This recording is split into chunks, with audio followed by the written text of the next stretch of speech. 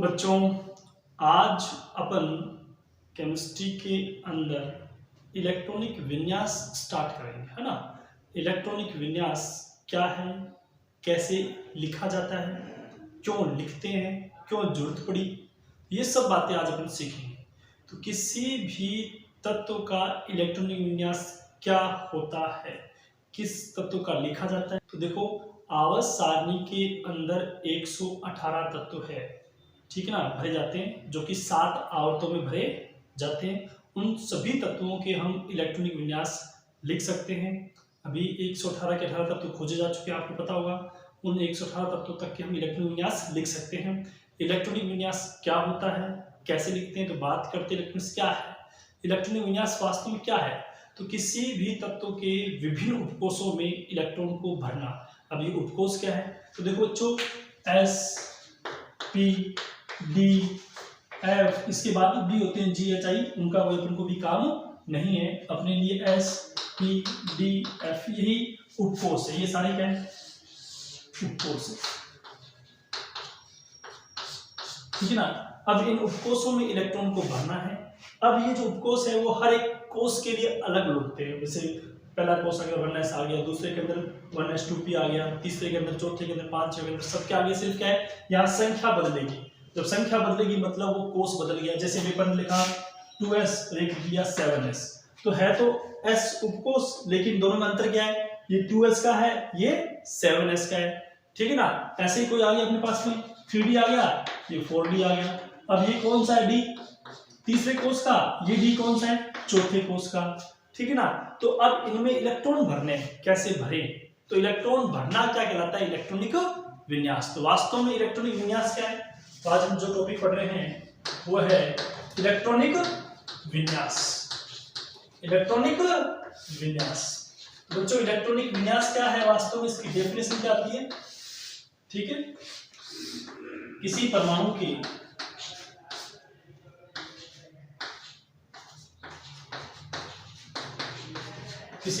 के विभिन्न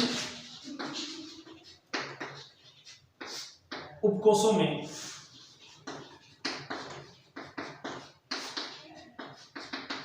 इलेक्ट्रॉन को भरना। सिंपल सी शॉर्टकट डेफिनेशन यही है, किसी परमाणु के विभिन्न उपकोषों में इलेक्ट्रॉन का भरना। तो इलेक्ट्रॉन का भरना क्या कहलाता है, इलेक्ट्रॉनिक विन्यास। अब ये इलेक्ट्रॉनिक विन्यास कैसे लिखें, हमें कैसे लिखना है, तो सिंपल सी एक ट्रिक बताता हूं बच्चों, उस ट्रिक को फॉलो करना है। वैसे तो इलेक्ट्रॉनिक विन्यास को लिखने के 3 नियम है ना। कौन कौन सा, आपको सिद्धांत है, उसके अंतर्गत हम 3 नियम पढ़ते हैं।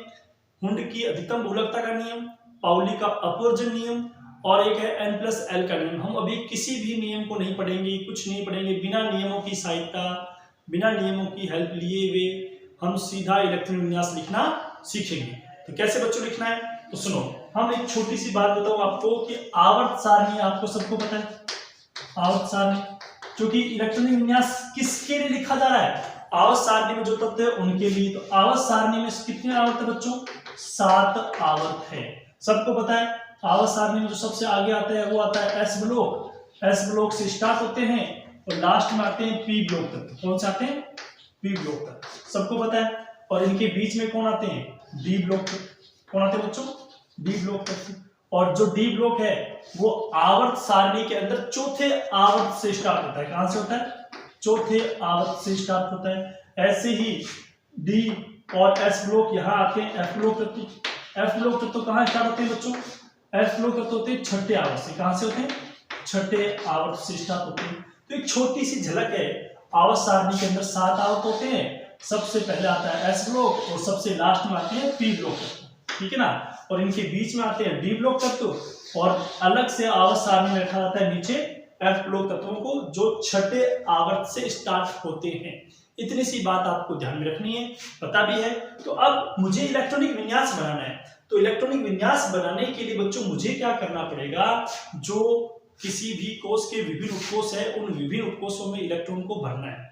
और इलेक्ट्रॉन को कैसे भरना है, तो सिंपल सा तरीका सुनो फिर बच्चों। हमें क्या करना है, सबसे पहले एक त्रिभुज बनाना है। क्या बनाना है बच्चों, त्रिभुज बनाना है।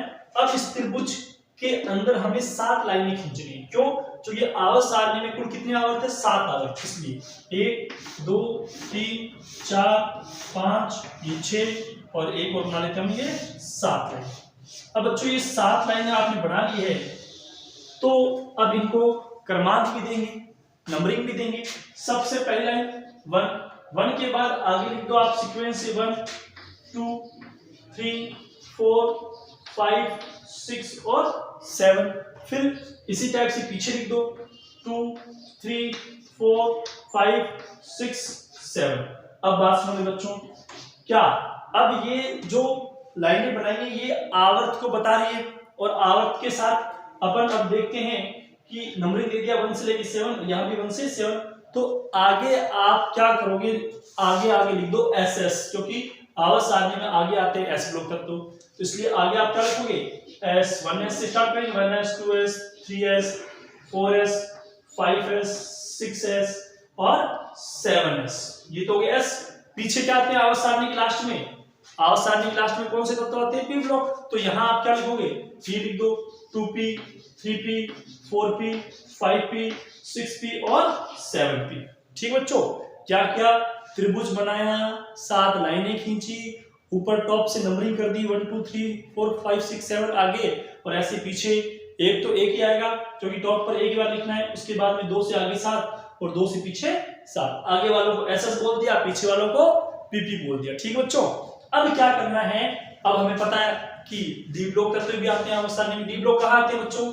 अभी आपको पता है चौथे आवर्त से स्टार्ट होते हैं, 4th आवर्त से स्टार्ट होते हैं। तो चौथे आवर्त से आप क्या कर दो? डी लिखना शुरू कर दो, डी डी डी और ये डी लिख दिया आपने, डी।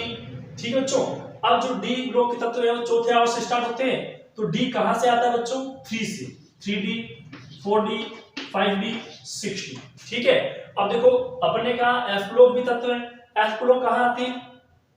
छठे आवर्त से। तो छठे आवर्त से अपने क्या किया, यहां से एफ भी लिखना शुरू कर दिया। एफ है 4 से स्टार्ट होता है तो 4F और ये 5F। ठीक है बच्चों, फिर मेरी बात सुनो, इलेक्ट्रॉनिक विन्यास क्या है? किसी भी परमाणु के विभिन्न उपकोषों में इलेक्ट्रॉन को भरना। ठीक है ना, अब विभिन्न उपकोष है उसमें इलेक्ट्रॉन भरना है, तो अब विभिन्न उपकोषों में हमें कैसे पता चलेगा सर किसमें इलेक्ट्रॉन जाएगा पहले, किसमें बाद में? तो अपन ने कहा कोई रूल को फॉलो नहीं करना, सिंपल सा अपना एक ट्रिक है, एक त्रिभुज बनाओ, उस त्रिभुज में 7 लाइनें खींचो। क्यों खींची? क्योंकि आवर्त सारणी में 7 आवर्त होते हैं, तो 7 लाइनें खींची। ठीक है, 1 से लेकर 7 आगे गिन के लिख दी, 1 से लेकर 7 पीछे लिख दी। आगे वालों को लिख दिया हमने SSS और पीछे वालों लिख दिया PPP। ठीक है बच्चों, और हमें पता है फिर क्या कि जो चौथा आवर्त है, इस चौथे आवर्त से D स्टार्ट होता है, तो D लिख दिया, D और D कहां से स्टार्ट होता है? 3 से, तो 3D 4D 5D 6D। ठीक बच्चों, अब D से ठीक पहले F लिखा जाएगा। F ब्लॉक तत्व भी आते हैं, वो कहां आते हैं? छठे आवर्त से। तो छठे आवर्त से आपने लिख दिया F कौन सा? 4F और 5F लिख दिया बच्चों। इतना लिखने के बाद इनको एक सीक्वेंस से लिख लो। क्या लिख लो? सीक्वेंस। जो सीक्वेंस होगा उसी के अकॉर्डिंग क्या करेंगे? इलेक्ट्रॉन भरे जाएंगे। ठीक है बच्चों, अब देखो कि अब इलेक्ट्रॉन भरना है हमें, तो इलेक्ट्रॉन भरते समय हम क्या देखते हैं कि इनमें इलेक्ट्रॉन पहले किसमें भरा जाएगा। तो सबसे पहले देखो कौन आया बच्चों? 1s, फिर 1s के बाद में 2s, फिर 2p, फिर 3s, फिर 3p, 3p के बाद बच्चों 4s, कौन आ गया?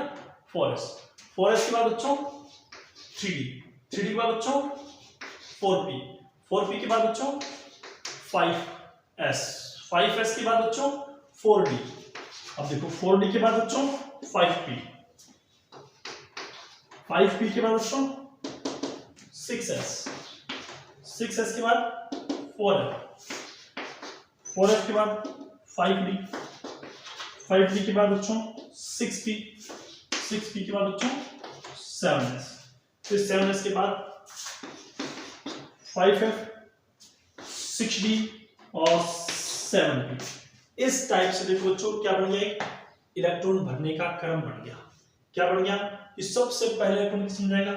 S में, फिर 2s में, फिर 2p में, फिर 3s में, फिर 3p में, फिर 4s में, 4s के बाद 3d में, 4p में, 5s में, 4d में, 5p में, 5p के बाद 6s में, 4f में, 5d में, 6p में, 7s में, 7s के बाद 5f, 6d और 7p। यहाँ 7p तक लास्ट इलेक्ट्रॉन भरे जाएंगे, वहां तक सॉरी हाँ ठीक है 7p तक लास्ट इलेक्ट्रॉन भरे जाएंगे और वहां अपना 7वां आवर्त क्या हो जाएगा, कंप्लीट भर जाएगा। क्योंकि लास्ट एलिमेंट है उसके अंदर इलेक्ट्रॉन 7p में भरे जाएंगे जो 118वां तत्व है। ठीक है बच्चों, अब इसको एक बार फटाफट आप लिख लो।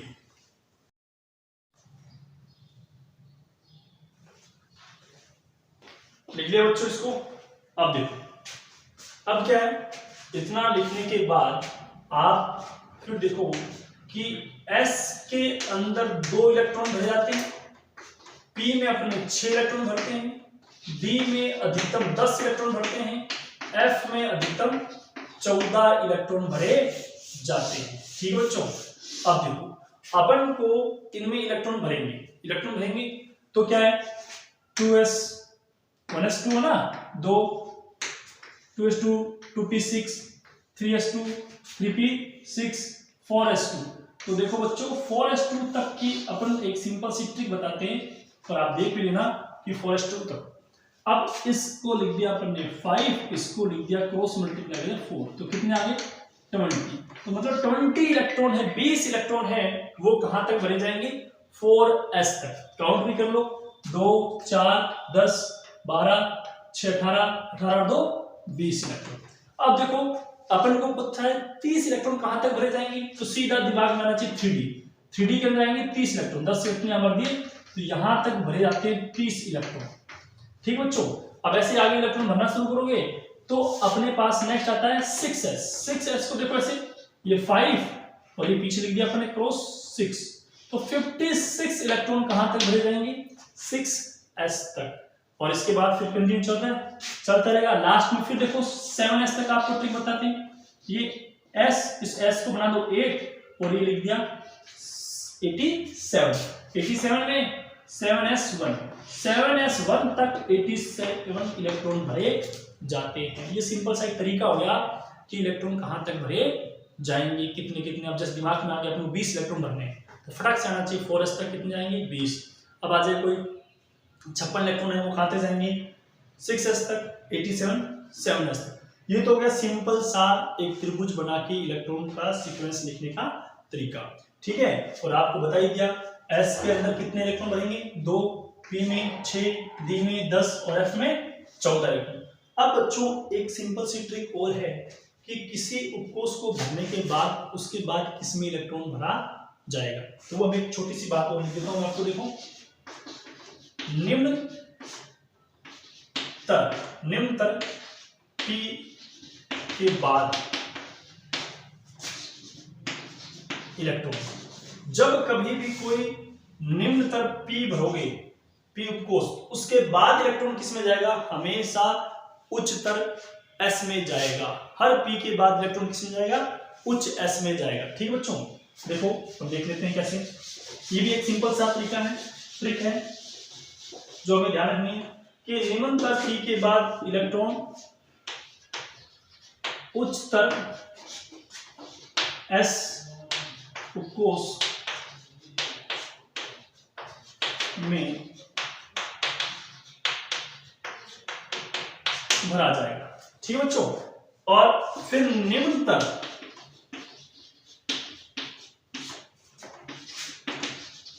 D के बाद, अब कोई भी निम्नतर D भर दिया, इसके बाद इलेक्ट्रॉन किसमें जाएगा हमेशा उच्चतर P उपकोष में भरा जाएगा।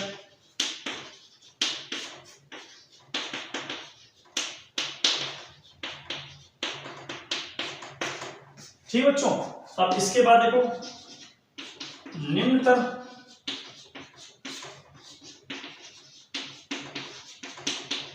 F के बाद इलेक्ट्रॉन है वो उच्चतर D कोष में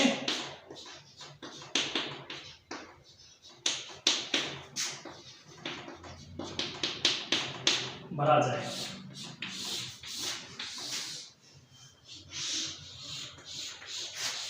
ये देखो बच्चों कि कोई भी पीओ निमंतर हो, जैसे 3p आ गया, क्या आ गया 3p, तो 3p के बाद इलेक्ट्रॉन किस में जाएगा, उच्चतर s मतलब 4s में। देखो देख लो आप 3p लिखा हुआ है अपने यहाँ, 3p के बाद इलेक्ट्रॉन किस में जाएगा, हमेशा 4s में जाएगा।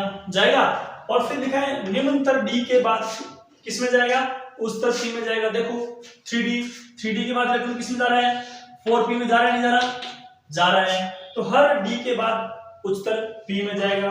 ऐसे ही निमंतर f के बाद इलेक्ट्रॉन किस में जाएगा, उच्चतर d उपकोष में। अभी देखो लिखा था 4f के बाद किस में जाएगा, उच्चतर d में, मतलब इससे हायर नंबर क्या आएगा, इससे उच्चतर नंबर क्या आएगा 5, और f के बाद किसमें d में, तो हर 4f के बाद उच्चतर d, तो उच्चतर d कौन आया 5d।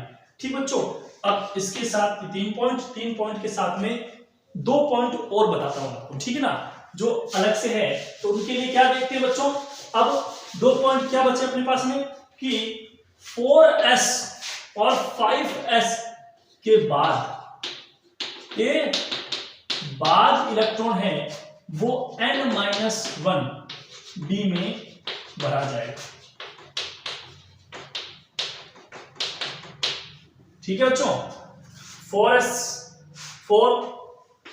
4 में से एक गया, क्या बच गया 3d, तो मतलब 4s के बाद हमेशा किस में जाएगा, 3d में जाएगा। ऐसे ही 5s, 5 में से 1 गया, कितना बच गया 4, तो 5s के बाद किस में चला गया 4d में। ठीक बच्चों, और दूसरा है 6s और 7s के बाद इलेक्ट्रॉन, इनके बाद इलेक्ट्रॉन किस में भरा जाएगा, n-2f में भरा जाएगा। ठीक बच्चों, ये सिंपल सी एक और ट्रिक हो गई आपको, इसके अकॉर्डिंग भी क्या कर सकते हो आप, इलेक्ट्रॉनिक विन्यास ले सकते हो। फिर देखो अपन को ज्यादा टेंशन लेने की जरूरत नहीं है, अभी आपको बहुत सारे एग्जांपल्स करवाएंगे कैसे कैसे इलेक्ट्रॉन भरना है, किसमें भरना है, चाहे कुछ भी दे दे, ठीक है ना। और इलेक्ट्रॉनिक विन्यास के कौन कौन से अपवाद है, वो सारे अपवाद बता देंगे अभी आपको कुछ ही देर में, ठीक है। फिर स्नो इलेक्ट्रॉन विन्यास भरने के लिए अपन को एक तो बनाना था त्रिभुज बना के आपको भरना सिखा दिया। दूसरा एक और ये फॉलो करो कि निम्नतर p के बाद इलेक्ट्रॉन किस में जाएगा, उच्चतर s में। निम्नतर d के बाद इलेक्ट्रॉन किस में जाएगा, उच्चतर p में। निम्नतर f के बाद इलेक्ट्रॉन किस में जाएगा, उच्चतर d उपकोष में, ठीक है। और फिर इसके बाद 4s और 5s के बाद इलेक्ट्रॉन किस में जाएगा, n-1 d में। और 6s 7s के बाद किस में जाएगा, n-2f में भरा जाएगा। ठीक है बच्चों, कहीं भी कोई दिक्कत आए आप वीडियो को बार बार पॉज करके देख सकते हो, ठीक है। पॉज करो, देखो, जहां भी कोई दिक्कत आती है फिर इसको आगे कंटिन्यू करो, ठीक है। लिखो इसको,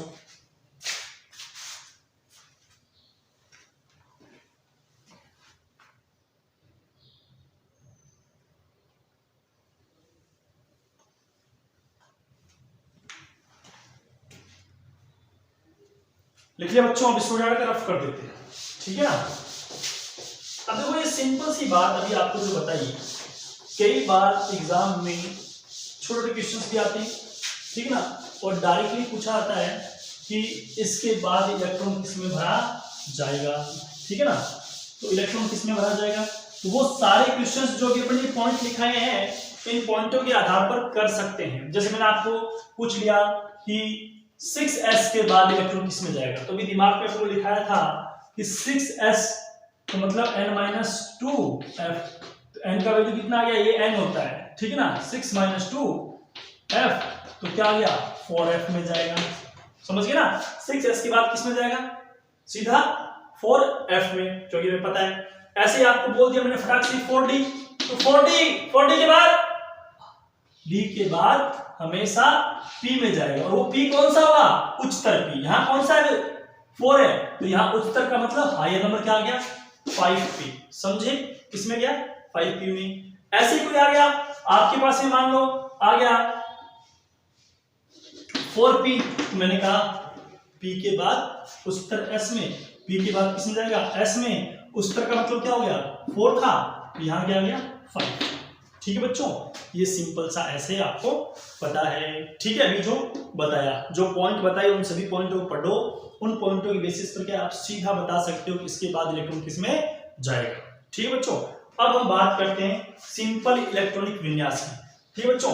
तो सिंपल इलेक्ट्रॉनिक विन्यास आप किसी भी तत्व का लिख सकते हो, ठीक है ना। हम 1 से लेकर 30 तत्वों तक इलेक्ट्रॉनिक विन्यास लिख सकते हैं, ठीक है। अभी आपको करवाएंगे 1 से 30 तक, फिर आपको जितने भी अपवाद है उनकी बात करेंगे, ठीक है। अभी अपन ने मान लिया कि मैंने अभी आपको बोला कि आपको एक तत्व है जिसका एटॉमिक नंबर है 25, एक तत्व है X जिसका एटॉमिक नंबर कितना है 25, उसका इलेक्ट्रॉनिक कॉन्फ़िगरेशन क्या होगा, ठीक है ना। तो मेरी बात ध्यान सुनो, अभी आपको था 25, तो फटाक से आपके पास में आना चाहिए कि 20 इलेक्ट्रॉन कहां तक भरे जाते हैं, याद करो 4s तक। तो 4s2 कितने इलेक्ट्रॉन होंगे यहां तक 20, और बचे कितने लास्ट के 5, तो वो किस में जाएंगे 4s के बाद इलेक्ट्रॉन किस में जाता है n-1d में।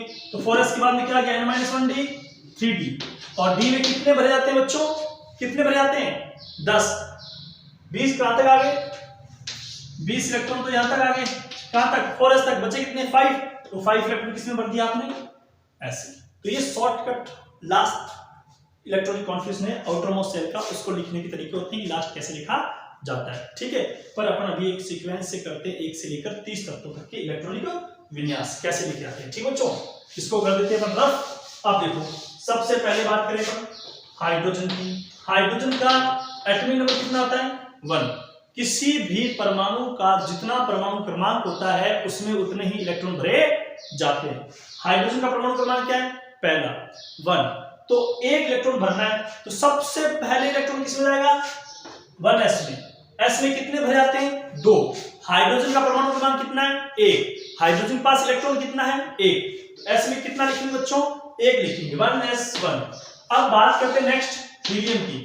हीलियम के पास एटॉमिक नंबर 2, तो कितने इलेक्ट्रॉन भरेंगे 2, और s के अंदर आते कितने 2, तो 1s2। अब देखो 1s2 भर चुका है, तो अब नेक्स्ट एलिमेंट आया लिथियम, कितने बताए 3 नंबर, तो 3 इलेक्ट्रॉन भरने 1s2 पूरा हो चुका है। तो 1s जब भर जाता है तो उसके बाद इलेक्ट्रॉन किसमें आता है 2s। तो देखो 1s2 2s, अब 2s में कितने भरेंगे बच्चों, फिर देखो लिथियम का परमाणु क्रमांक कितना 3, तो लिथियम के पास इलेक्ट्रॉन कितने 3, 2 तो किसमें आ गए 1s में, तो अब एक बचा हुआ किसमें भरेंगे अपन इसमें, तो कितने हो गए 3। फिर हम बात करें लिथियम के बाद बेरिलियम की। बेरिलियम में कितने इलेक्ट्रॉन 4 इलेक्ट्रॉन, तो 1s2 2s2 पूरे हो गए। अब नेक्स्ट 5 पे आएगा बोरॉन। बोरॉन का एटॉमिक नंबर कितना, परमाणु क्रमांक कितना बच्चों 5, 5 भरने 1s2 2s2, और जब 2 भर गया तो अपन ने बताया था कि 2s हो चुका है, 2s के बाद किसका नंबर आएगा 2p का, और p में कितने भरे जाते हैं 1 से लेकर 6 तक। लेकिन अभी बोरॉन का परमाणु क्रमांक कितना है 5, 5 में से 4 आ चुके, बचा कितना 1, तो 1 इसमें आ गया इसमें आ गया। और नेक्स्ट कौन आएगा 6 पर कार्बन। कार्बन का क्या आएगा बच्चों 1s2 2s2 2p 2। फिर नेक्स्ट 7 पे कौन आता है नाइट्रोजन, क्या आएगा 1s2 2s2 2p बच्चों बोलो कितना 3, हाँ 7 इलेक्ट्रॉन भरने 2 2 4 3 7। अब बात करें ऑक्सीजन की, कितने बात है 8 पर 1s2 2s2 2p 4। फिर आता है 9 पर कौन फ्लोरीन, एटॉमिक नंबर कितना 9 1s2 2s2 2p 5। फिर आता है नेक्स्ट 10 पर कौन नियोन 10 1s2 2s2 2p 6 ठीक बच्चों 2p6। तो नियोन के अंदर 10 इलेक्ट्रॉन है और 10वां इलेक्ट्रॉन किसमें बना है 2p6। अब यहाँ के बाद p के बाद किसका नंबर आएगा s का, हर p के बाद कुछ तर s। तो 11 नंबर आता है सोडियम, ठीक है 11 पे देखो 1s2 2s2 2p6, और यहाँ नेक्स्ट आ गया 3s1। ठीक बच्चों, अब एक बात और सुनो, जब कभी भी p के अंदर जब इलेक्ट्रॉन भर जाता है लास्ट p पूरा भर जाता है, तो वो जब p पूरा भरा जाता है तो लास्ट तत्व है वो हमेशा अक्रिय गैस तत्व होगा। कौन सा होगा अक्रिय गैस तत्व। अक्रिय गैस तत्व होगा तो उसका विन्यास पूरा भर चुका है। जब विन्यास पूरा भर चुका होता है तो उसको बोलते हैं बंद विन्यास, कि वहां जाकर तत्व खत्म हो जाते हैं। आवाज सारणी में देखा था अपने, सिंपल सी बनाई थी अपन, देखा था एस ब्लॉक से स्टार्ट होती है, पी ब्लॉक पे खत्म होती है। पी ब्लॉक में लास्ट इलेक्ट्रॉन भरा जाता है तो P कितना होता है 6 हो जाता है। ठीक है, P की कैपेसिटी कितनी है 6, और जहां P भरा आता है वो आवर्त वही समाप्त हो जाता है, उसके बाद नेक्स्ट आवर्त का नंबर आता है। ये कौन सा आवर्त खत्म हो गया बच्चों, दूसरा आवर्त। तो दूसरा आवर्त जहां खत्म होता है उसके जस्ट बाद तीसरा आवर्त स्टार्ट होता है, और तीसरा आवर्त हमेशा S से स्टार्ट होता है।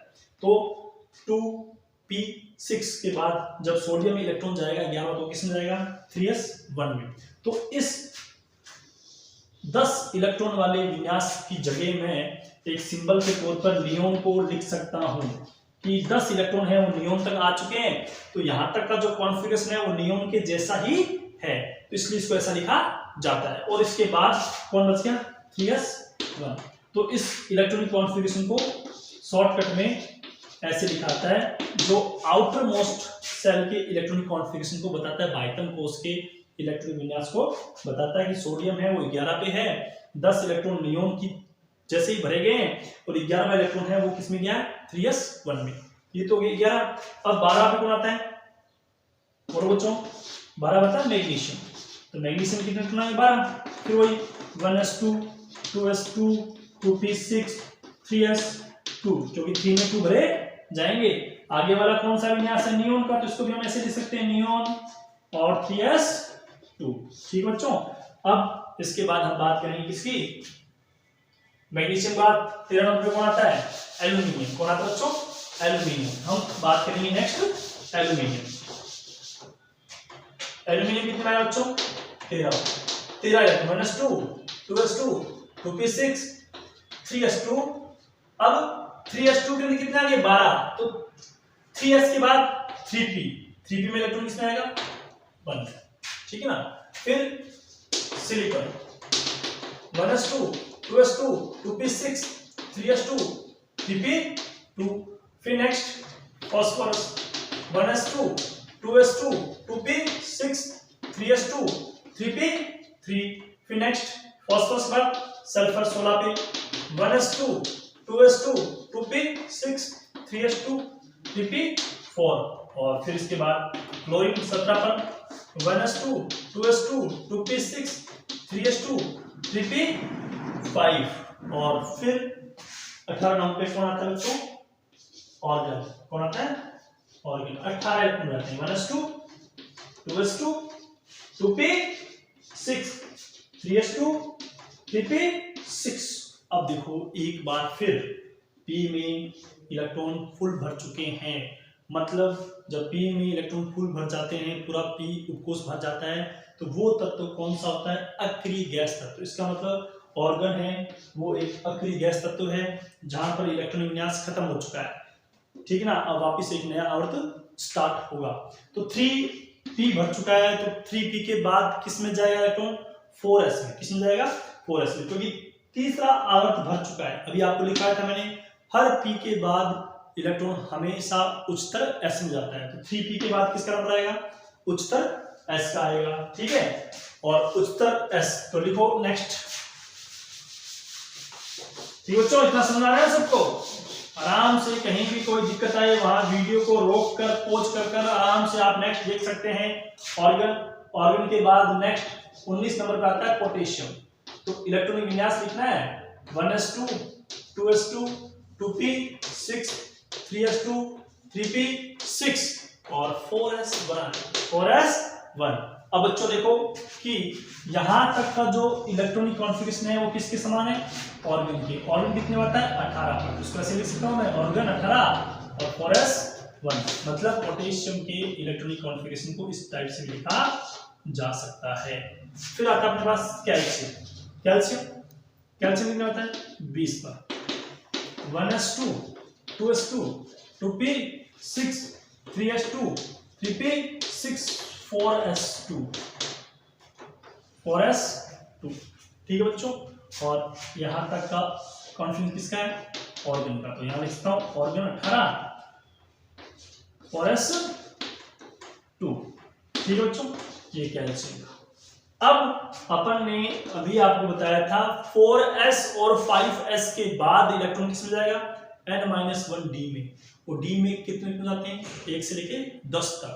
तो जब d में इलेक्ट्रॉन भरा जाएगा तो मतलब वहां से d ब्लॉक तक तो स्टार्ट होना शुरू हो जाते हैं। मतलब अब जो 21 नंबर तक तो आएगा कितना आएगा 21।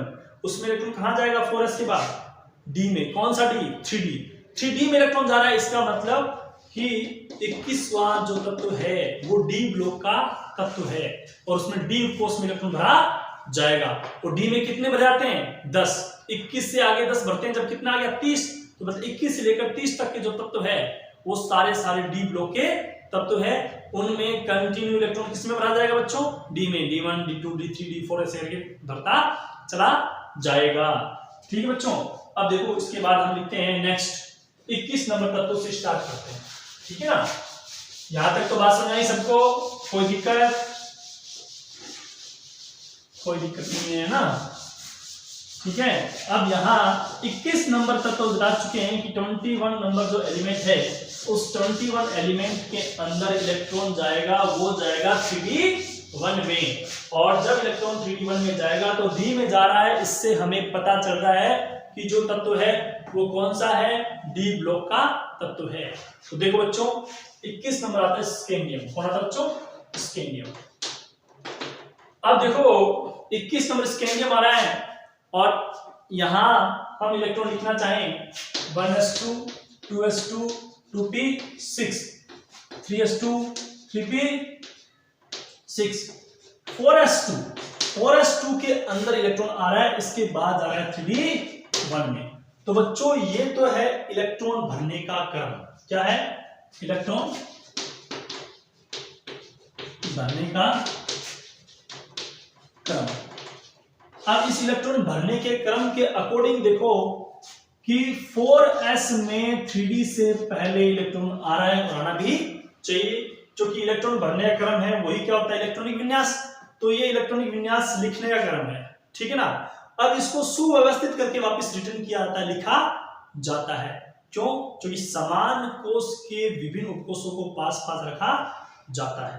ठीक है, अब इसको जब रिपीट करके लिखते हैं 1s2 2s2 2p6 3s2 3p6, तो 3d को अंदर लिखा आपने।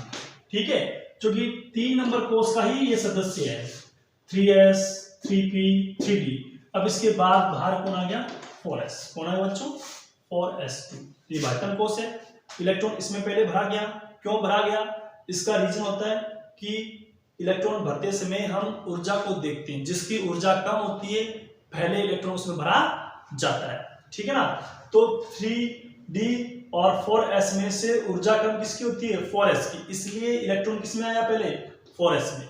अब देखो बच्चों वैसे तो 4 है वो चौथे कोष का है, कौन से कोष का है चौथे कोष का, और 3d है वो तीसरे कोष का, तीसरा कोष अंदर होता है चौथा कोष बाहर होता है। लेकिन अब साइंटिस्ट ने पता लगाया कि इसमें ऊर्जा का जो क्रम है, जिसकी ऊर्जा कम होती है इलेक्ट्रॉन पहले भरा जाता है। फिजिक्स में रूल आता है क्या कि जिसकी ऊर्जा कम होती है उसका स्थायित्व ज्यादा होता है, और जिसका स्थायित्व होता है वो एग्जिस्ट करता है। तो स्थायित्व के बेस पर हम इलेक्ट्रॉन किसमें भरते हैं 4s के अंदर, क्यों, क्योंकि 4s की एनर्जी है वो 3d से कम होती है, 3d से कम होती है, इसलिए 4s में इलेक्ट्रॉन पहले भरा जाएगा। ठीक है, लेकिन जब इसको लिखा जाता है वापस तो सीक्वेंस से लिखना पड़ता है, जो एक ही कोष के विभिन्न उपकोष है जो दूर दूर पड़े अलग अलग पड़े उनको एक साथ लिखा जाता है। ठीक है बच्चों, ये हो गया, इसको ऐसे लिखा जाता है। अब इससे लिखने का फायदा क्या है, ऐसे लिखने का फायदा क्या है, अब होता क्या है कि आपको इसमें से एक इलेक्ट्रॉन वापस निकालना है। जब आपको इलेक्ट्रॉन निकालना है तो मेरी बात ध्यान से सुनो बच्चों, निकालते समय क्या करते हैं कि इलेक्ट्रॉन गया तो किसमें लास्ट इलेक्ट्रॉन भरा किसमें 3d में। अब 3d में इलेक्ट्रॉन लास्ट भरा है, लेकिन जब आपको इलेक्ट्रॉन निकालना हो, मान लिया कि आपको यहाँ स्कैंडियम से स्कैंडियम प्लस बनाना है, क्या बनाना है स्कैंडियम प्लस बनाना है, प्लस का मतलब होता है इलेक्ट्रॉन कम करना। अब मैं जब इलेक्ट्रॉन निकालना चाहूंगा, अब मैं इसमें से इलेक्ट्रॉन निकालना चाहूंगा तो अब इसके अकॉर्डिंग तो देखो लास्ट इलेक्ट्रॉन कहां गया है 3d में, तो इलेक्ट्रॉन निकलना किसमें से चाहिए 3d में, लेकिन वास्तव में आपको बताऊं इलेक्ट्रॉन 3d में से नहीं निकलता है, इलेक्ट्रॉन किस में से निकलेगा इस 4s में से। क्यों सर, क्योंकि 4s है ये चौथा कोष है वो तीसरे कोष के बाहर होता है, और इलेक्ट्रॉन हमेशा पहले बाहर वाले कोष से निकाला जाता है। तो मतलब अब 3d1 है वो अंदर कोष का था, 4s बाहर कोष का था, इसलिए जब स्कैंडियम से स्कैंडियम प्लस बनेगा तो मुझे इलेक्ट्रॉन है वो निकालना पड़ेगा तो मुझे इलेक्ट्रॉन निकालना पड़ेगा। तो कहां से निकालेंगे बच्चों, बोलो बोलो, हाँ कहां से, 4s से। तो 4s बनाया, क्या आया, 4s बनाया, क्योंकि इलेक्ट्रॉन है वो बाह्यतम कोश से निकाला जाता है। ठीक है, इसी प्रकार से इसके लिए +2 बनेगा। जब +2 बनेगा तो एक इलेक्ट्रॉन और निकालना पड़ेगा, तो वो यहां से निकलेगा, क्या, 1s2 2s2 2p6 3s2 3p6 3d1। अब यहां से निकला तो ये आ गया 4s0। ठीक है, अब इसमें से बाद में एक इलेक्ट्रॉन और निकालना पड़ेगा, तो इसके लिए +3। अब नंबर किसका आएगा, डी का आएगा। क्यों, क्योंकि s में 2 इलेक्ट्रॉन थे, दोनों निकाल चुके। अब इलेक्ट्रॉन किसमें से निकलेगा, इसमें से निकलेगा, 1s2 2s2 2p6 3s2 3p6। अब आ गया 3d0, 4s भी 0, क्योंकि इनमें कोई इलेक्ट्रॉन नहीं है, जिनमें इलेक्ट्रॉन नहीं होते उनको 0 0 लिख दिया जाता है। तो ये है इलेक्ट्रॉनिक विन्यास। तो देखो बच्चों, इलेक्ट्रॉन भरते समय तो इलेक्ट्रॉन है वो 4s में आता है 3d से पहले। क्यों आता है, क्योंकि 4s की एनर्जी ऊर्जा कम होती है। लेकिन जब इलेक्ट्रॉन निकालना पड़े तो इलेक्ट्रॉन निकालते समय कहां से निकालते हैं, हमेशा बाह्यतम कोश से। इसलिए इस इलेक्ट्रॉन भरने के बाद इस इलेक्ट्रॉनिक विन्यास को सुव्यवस्थित क्रम में लिखा जाता है। सुव्यवस्थित क्रम लिखने का एक ही तरीका है, विभिन्न उपकोषों को, एक ही कोष के विभिन्न उपकोषों को पास पास रख दो। पास पास कैसे, ये देखो तीसरा कोष, ये तीसरा कोष, इन दोनों, ये भी कैसा कोष है, तीसरा कोष, इन तीसरे कोष के बीच में कौन आ गया, चौथा कोष। चौथा कोष क्यों आया, क्योंकि इसकी ऊर्जा कम थी। ठीक है साहब, ऊर्जा कम थी तो आपने इलेक्ट्रॉन भर दिया, अच्छी बात है। अब जब इसको सुव्यवस्थित लिखोगे तो इसको क्या करोगे, यहाँ बाहर लाओगे। तो देखो वापिस जब इलेक्ट्रॉन विन्यास लिखा तो 3s 3p 3d और 4s को कहां लिए, बाहर लाने से फायदा क्या हुआ सर, बाहर लाने से फायदा ये होता है कि जब इसमें से इलेक्ट्रॉन निकालना होता है तो हमें साफ साफ दिखाई दे रहा है क्या, कि इलेक्ट्रॉन हमेशा पहले बाह्यतम कोश से निकाला जाता है। और बाह्यतम कोश कौन सा है, ये वाला, इलेक्ट्रॉन यहाँ से निकलेगा, न कि 3d से। ठीक है बच्चों, ये बात समझ आई क्या, कि डी ब्लॉक है वो 3d से स्टार्ट होता है और स्कैंडियम उसका पहला तत्व है, किसका, डी ब्लॉक तत्व का। तो स्कैंडियम में कितने इलेक्ट्रॉन भरे जाएंगे, 21 इलेक्ट्रॉन भरे जाएंगे। 21 इलेक्ट्रॉन भरते समय हमने पहले भी देखा था 20 इलेक्ट्रॉन कहां तक आए, 4s तक, और 21वां किसमें आया, 3d1 में। अब लगातार कंटिन्यू इस 3d के इलेक्ट्रॉन भरते चले जाएंगे, 3d1 3d2 3d3 3d4 ऐसे करके। क्यों, क्योंकि लगातार जब तक कि डी पूरा भरा नहीं जाता है तब तक इसमें इलेक्ट्रॉन भरते चले जाएंगे। ठीक है बच्चों, ध्यान से देखो, देखो इसको। तत्व आता है 22 नंबर। 22 नंबर कौन है, स्कैंडियम। के बाद स्कैंडियम कितने में था, 21 पर क्या लिखा था अपने, इसके लिए भी देखा था अपने, 1s2 2s2 2p6 3s2 3p6 4s2 और फिर 3d1। अब लगातार डी में इलेक्ट्रॉन भरे जाएंगे। ये इलेक्ट्रॉन भरने का क्रम है, जस्ट बताया आपको। और इलेक्ट्रॉन विन्यास लिखते हैं तो समान कोष के उपकोषों को पास पास रख दिया जाता है। मतलब इसको जब पुनर्व्यवस्थित करते हैं तो 1s2 2s2 2p6 3s2 3p6 और 3d1 अंदर आ गया और 4s कहां चला गया, बाहर चला गया। ठीक है बच्चों, अब स्कैंडियम के बाद 22 पे आता है titanium. 22 1s2 2s2 2p6 3s2 3p6। हर p के बाद इलेक्ट्रॉन उच्चतर s में 4s के बाद इलेक्ट्रॉन n-1d में, n-1d बोले तो 3d, कितना आया 2। ठीक है, अभी अपन इसको इलेक्ट्रॉन भरने के क्रम में लिख रहे हैं। फिर नेक्स्ट टाइटेनियम बाद में vanadium 23 1s2 2s2 2p6 3s2 3p6 4s 2 3d5 sorry 3d3। ठीक है बच्चों, फिर next chromium 24 1s2 2s2 2p6 3s2 3p6 4s2 और 3d4। अब ये इलेक्ट्रॉनिक विन्यास है जो क्रोमियम का, वो करेक्ट नहीं है।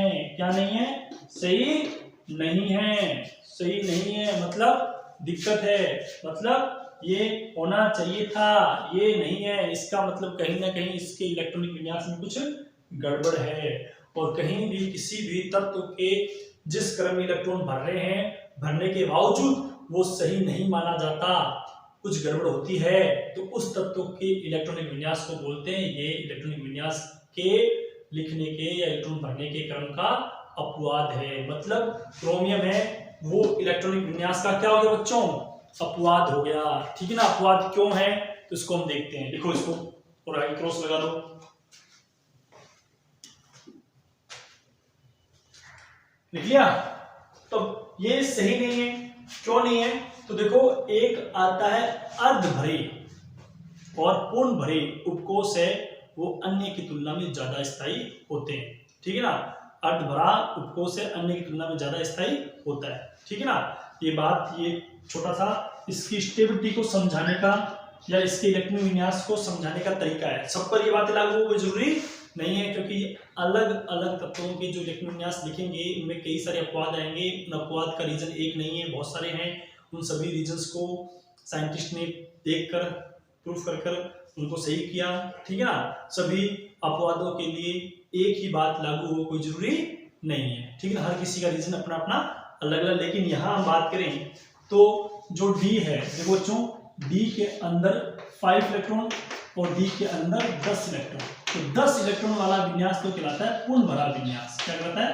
पूर्ण भरा विन्यास। और D5 वाला कहलाता है अर्ध भरा विन्यास। ठीक है ना, तो अर्ध भरा और पूर्ण भरा विन्यास है वो अन्य विन्यास जो इनके आसपास है उनसे ज्यादा स्थायी होता है। ठीक है ना, इसलिए किसी भी तत्व के D5 होने की संभावना हो तो वो अपने आप को D5 में कर लेगा। तो देखो ये D4 है, 3D कितना है? 4 है, ये D5 हो सकता है ना, कब? जब ये 4s से इलेक्ट्रॉन ले ले। और देखो बच्चों, 4s है उसकी एनर्जी और 3D की एनर्जी में ज्यादा अंतर नहीं है, थोड़ा ही अंतर है। थोड़ा अंतर होने के कारण ही इलेक्ट्रॉन है वो 3D से पहले किसमें भरा जा रहा है? 4s। तो अब ऊर्जा थोड़ी सी ज्यादा है, ऊर्जा अंतर ज्यादा नहीं है, तो ये अपना स्थायित्व प्राप्त करना चाहता है, अर्ध भरा होना चाहता है। तो एक इलेक्ट्रॉन यहां से क्या हुआ, इसमें जंप कर जाएगा। ठीक है ना, और जंप कर जाएगा तो क्रोमियम का जो सही इलेक्ट्रॉनिक विन्यास आएगा वो क्या आएगा बच्चों? 1s2 2s2 2p6 3s2 3p6 4s1 आ गया और 3d कितना हो गया? 5। अब ये जो विन्यास है ये विन्यास क्या हो गया? इसका सही हो गया। ऐसा क्यों हुआ? तो फिर सुनो बच्चों, ऐसा इसलिए हुआ क्योंकि अर्ध भरा विन्यास है वो अपने पास वाले विन्यास से ज्यादा स्थायी होता है। तो ये अर्ध भरा विन्यास होना चाहता है, तो इसने 4s से इलेक्ट्रॉन क्या किया? यहाँ आ गया, आराम से जंप करके आ गया। क्यों आ गया सर? क्योंकि इसकी ऊर्जा में ज्यादा अंतर नहीं होता और स्थायित्व प्राप्त करने के लिए यहाँ से इलेक्ट्रॉन इसमें जंप कर जाता है और विन्यास क्या हो गया बच्चों? 3d5। ठीक है, तो क्रोमियम है ये इलेक्ट्रॉनिक विन्यास का क्या हो गया बच्चों? अपने अपवाद हो गया। ठीक है, अब नेक्स्ट क्रोमियम की बात कौन आएगा बच्चों? मैग्नीज। कितने बात है? 25। तो लिखो नेक्स्ट मैग्नीज। 25 पर आ गया manganese. 1s2 2s2 2p6 3s2 3p6 4s2 और 3d5, कोई दिक्कत नहीं है। नेक्स्ट आयरन आता है 26 पर। 1s2 2s2 2p6 3s2 3p6 4s2 3d6, कोई दिक्कत नहीं है। नेक्स्ट कोबाल्ट 27 पर। 1s2 2s2 2p6 3s2 3p6 4s2 और आ गया 3d7, कोई दिक्कत नहीं है, कंटिन्यू भरा रहा है। अब है निकल 28 पर। 1s2 2s2 2p6 3s2 3p6 4s2 और फिर आ गया 3d8, कोई दिक्कत नहीं बच्चों। अब नेक्स्ट है कॉपर 29 पर। 1s2 2s2 2p6 3s2 3p6 4s2, अब आ गया 3d9। अब फिर वही बात, 3d9 है, 3d10 आ जाए, d में 10 आ जाए तो d क्या हो गया? पूरा भर जाएगा। स्टेबिलिटी क्या हो जाएगी? ज्यादा। स्थायित्व क्या हो जाएगा? ज्यादा। और ये स्थायित्व होना चाहेगा ज्यादा स्थायी, तो ये विन्यास भी क्या हो गया? गलत हो गया बच्चों। अब फिर जैसा क्रोमियम में हुआ था ठीक वैसा यहाँ होगा। यहाँ से एक इलेक्ट्रॉन जंप करके किसमें आ जाएगा? इसमें आ जाएगा, और फिर कॉपर का जो इलेक्ट्रॉन विन्यास आएगा वो ये आएगा 1s2 2s2 2p6 3s2 3p6 4s1 और 3d10। अब d10 हो चुका है, तो ये विन्यास क्या हो गया, एकदम सही, करेक्ट। ठीक है बच्चों, तो कॉपर भी क्या हो गया, इलेक्ट्रॉनिक विन्यास का अपवाद हो गया।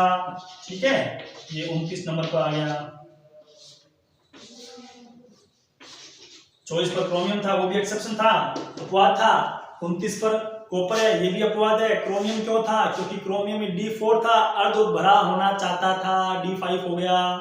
ऐसे ही कॉपर है, कॉपर में D कितना है 9, ये भी पूर्ण भरा होना चाहता है, इसलिए यहाँ 4s से ये भी एक इलेक्ट्रॉन लेना चाहता है और ले भी लेगा अपनी स्थायित्व को बढ़ाने के लिए, अपने स्थायित्व को बढ़ाने के लिए। ठीक बच्चों, अब अपना लास्ट तत्व जो 30 तत्वों की बात हुई थी, लास्ट तत्व बच गया कौन, लिखो फिर नेक्स्ट, जिंक। कौन बच गया बच्चों, जिंक।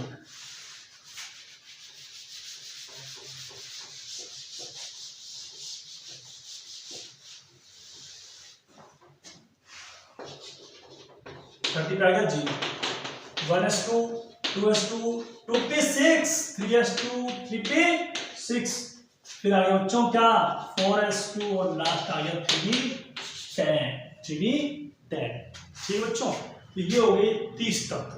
30 तत्वों तक का इलेक्ट्रॉनिक विन्यास लिखना बता दिया है, कैसे होता है कैसे नहीं होता है। ठीक है, अब हम बात करें क्या, इलेक्ट्रॉनिक विन्यास के अपवादों की, कि कहां कहां हमें इलेक्ट्रॉनिक विन्यास के अपवाद देखने को मिलते हैं। तो मेरी बात ध्यान से सुनो बच्चों, एस ब्लॉक और पी ब्लॉक है, उनके जो तत्व है उनके इलेक्ट्रॉनिक विन्यासों में कहीं कोई अपवाद नहीं है। तो इलेक्ट्रॉनिक विन्यास का अपवाद कहां देखने को मिलता है बच्चों, इलेक्ट्रॉनिक विन्यास का अपवाद देखने को मिलता है हमें दो ही ब्लॉक के तत्वों में। कौन कौन से ब्लॉक, डी ब्लॉक और एफ ब्लॉक। डी ब्लॉक और एफ ब्लॉक के तत्वों में इलेक्ट्रॉनिक विन्यास के अपवाद पाए जाते हैं। ठीक है बच्चों, किस किस में, डी ब्लॉक और एफ ब्लॉक के अंदर, एस और पी में कोई अपवाद नहीं है। ठीक बच्चों, ये सारी चीजें बता दी है, इसको वापस पढ़े देखें, कहीं भी कोई दिक्कत आए वीडियो को एक बार 2 बार 3 बार पॉज